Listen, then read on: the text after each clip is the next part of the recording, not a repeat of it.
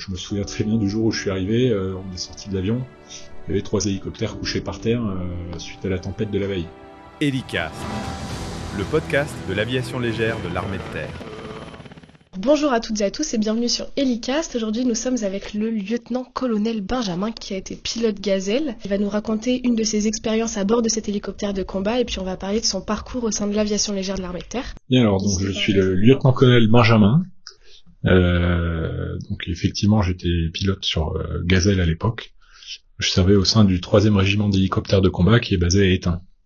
Et donc l'opération dont je vais vous parler plus précisément, bon, c'est une opération comme on en faisait un peu tous les jours là-bas, mais voilà, c'est une expérience un petit peu qui permet de se rendre compte de ce qu'on pouvait faire au quotidien. Rien d'exceptionnel, mais voilà. Donc comment en venez-vous à intégrer la LAT ? Racontez-nous un peu votre parcours. Est-ce que vous connaissiez la LAT avant, donc l'aviation légère de l'armée de terre, ou est-ce que vous l'avez découvert en intégrant l'armée, en découvrant l'institution ? Alors je connaissais la LAT, j'en avais déjà entendu parler parce que j'avais de la famille militaire, alors pas dans la LAT, mais donc j'avais quand même connaissance un petit peu, enfin quelques connaissances sur l'armée de terre, et je savais que il y avait une composante hélicoptère dans l'armée de terre. D'accord. Depuis tout petit, moi j'avais un peu un rêve de gosse de devenir pilote. Finalement, je m'étais assez arrêté sur l'idée à partir de la seconde où j'ai réalisé que j'étais pas très matheux, et donc j'ai poursuivi ensuite des études de lettres, ce qui m'a permis ensuite de préparer le concours Saint-Cyr en lettres. Et à partir de là, j'étais pas rentré à Saint-Cyr du coup pour être pilote. Initialement, je voulais faire l'infanterie.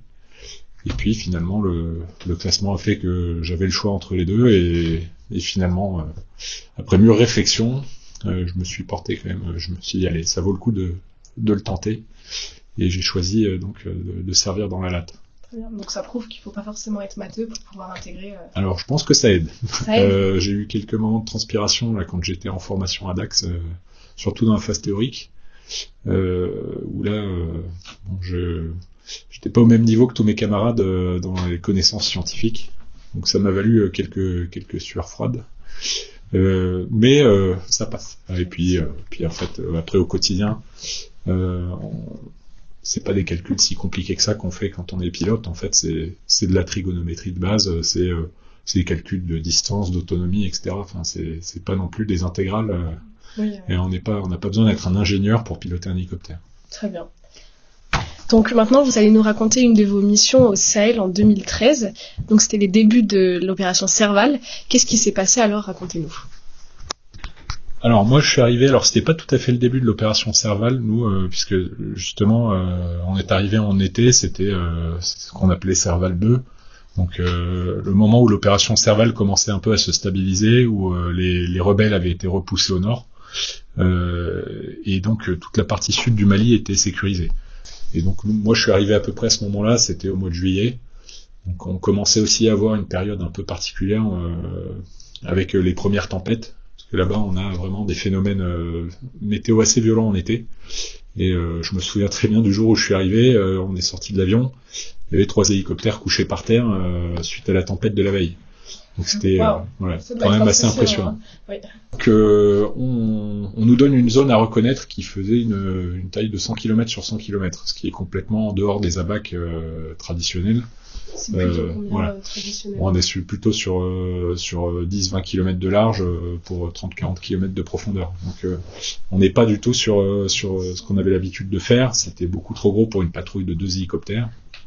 Voilà. Mais bon, on a pris la mission comme elle nous a été donnée, et puis on a adapté un petit peu nos savoir-faire aussi au terrain, qui était un petit peu différent de ce qu'on pouvait connaître, enfin de ce qu'on avait vu en instruction. Le but à l'époque, c'était de trouver des groupes terroristes, des traces de groupes terroristes, des caches d'armes, ou des indices de présence de choses qui auraient été dissimulées. Ça pouvait être des bidons d'essence, ça pouvait être voilà, toute trace qui permettait ensuite d'envoyer du monde au sol pour aller fouiller un petit peu la zone. D'accord. Et donc là, vous partez pour donc une mission de reconnaissance sur un périmètre qui est bien plus étendu. Voilà. Comment vous vous organisez Alors, sachant qu'on n'a qu'1h30 d'autonomie sur Gazelle, hein, donc avec l'armement qui est monté, etc., c'est pas énorme.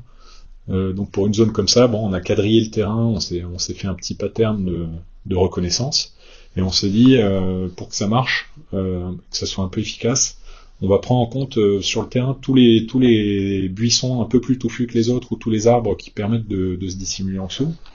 Et on va redescendre en vol tactique, c'est-à-dire vraiment au niveau du sol, à 1m50, 2 mètres du sol, pour passer en fait sous la cime des arbres et puis prendre des photos et regarder aussi avec notre caméra si on voit des indices de présence.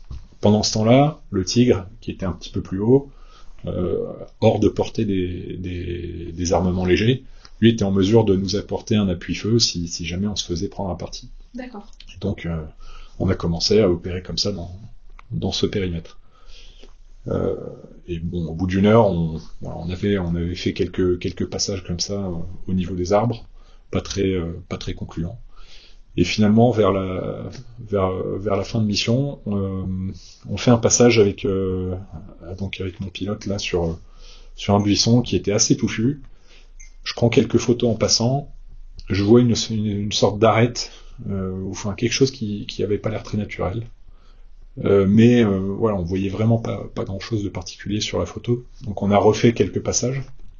Et effectivement, il y avait quelque chose qui semblait être dissimulé. Donc, soit sous un filet de camouflage, ou en tout cas, voilà, sans doute un véhicule. Et à force de tourner, en fait, on a vu des gens là qui sortaient un peu apeurés là de ce buisson et qui étaient allés se cacher dans des petits oueds.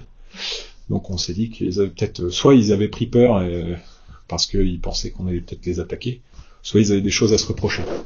Donc on avait préalerté une patrouille au sol là, qui était une patrouille de reconnaissance blindée là, qui était à quelques dizaines de kilomètres.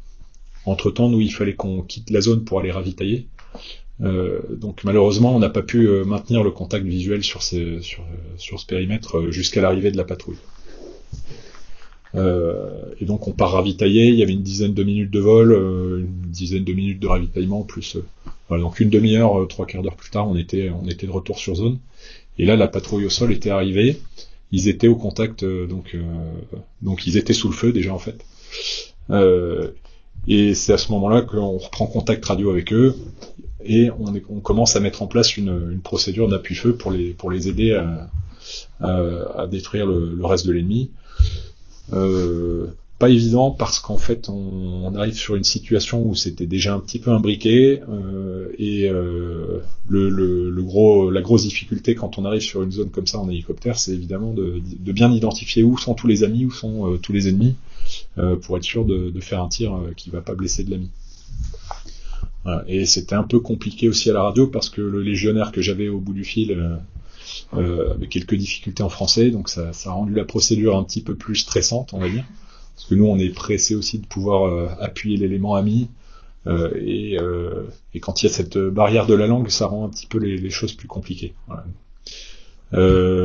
Mais bon, finalement, on finit par avoir une vision assez claire, et là, le Tigre a pu délivrer quelques obus de 30 mm, ce qui a rapidement ensuite assaini la situation.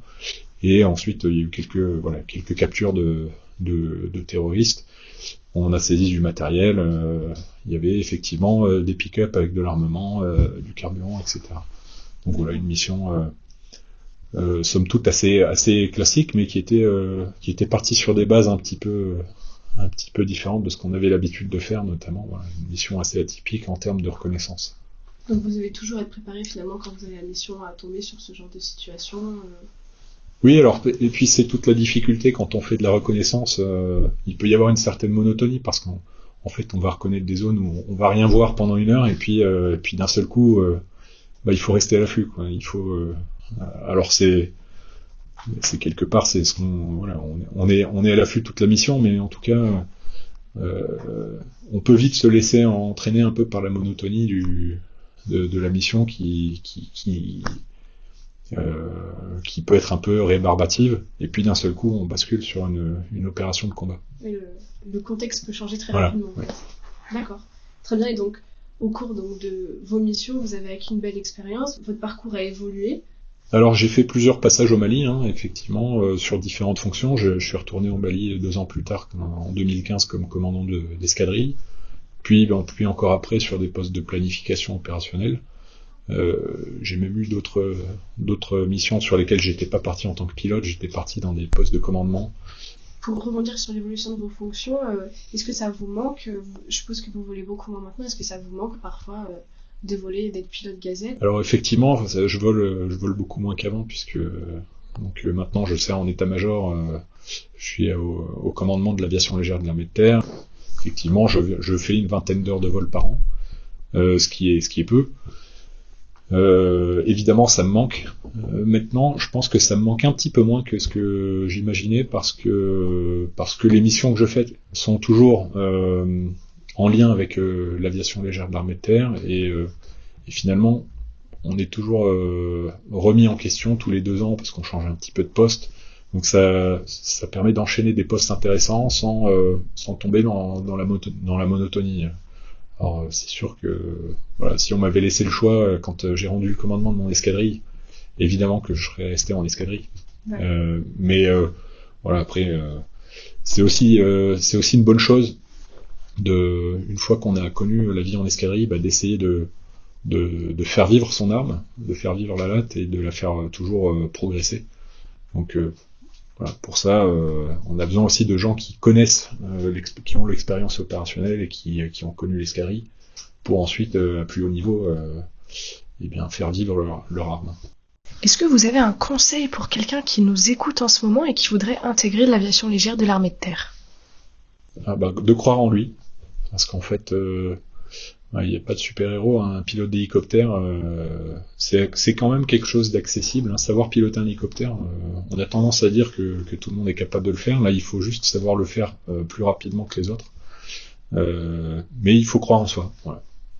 J'avais pas toutes les dispositions pour le faire initialement, j'ai cru en moi et j'ai pas regretté.